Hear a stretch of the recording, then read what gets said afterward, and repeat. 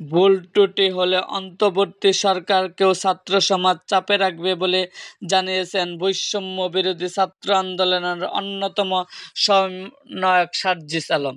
মঙ্গলবার রাজধানীর জাতীয় অর্থোপেডিক্স ও পুনর্বাসন প্রতিষ্ঠান পঙ্গু হাসপাতালে চিকিৎসাধীন আন্দোলনে আহত ১৪০ জনের শারীরিক অবস্থা দেখার পর একথা বলেন তিনি।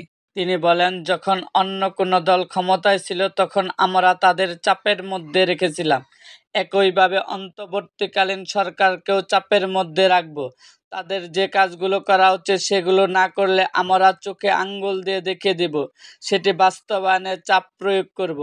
আন্দোলনে আহতরা এখনো পর্যাপ্ত সহযোগিতা পাচ্ছে না অভিযোগ করে এ সময় সার্জিস আলম বলেন, লাল ফিতায় ও আমলাতান্ত্রিক জটিলতার কারণে আহত ছাত্রদের সরকারি সহায়তায় বিলম্ব হচ্ছে।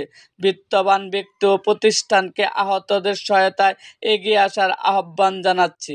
সহায়তার ক্ষেত্রে বৈষম্য বিরোধী ছাত্র আন্দোলনের সদস্যরা আহতদের সঙ্গে সাহায্যকারীদের যোগাযোগ করিয়ে দেবে, তারা কোনো টাকা হাত দেবে না।